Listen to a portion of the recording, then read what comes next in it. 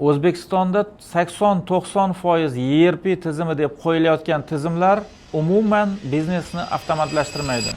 Bu faqatgina kengaytirilgan buxgalteriya hisobi yoki boshqaruv hisobi xolos. Buning asosiy sababi tizimni biznes jarayonlarining ustiga qurmasdan hisobotlarga asoslanib joriy qilishi.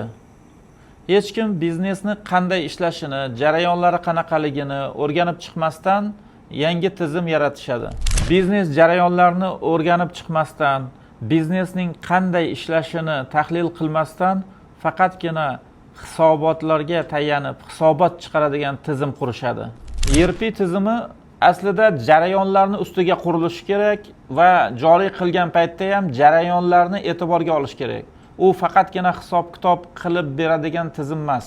Agar tizim jarayonlarning ustiga qurilmasa, u faqat raqamlarni sanaydi xolos.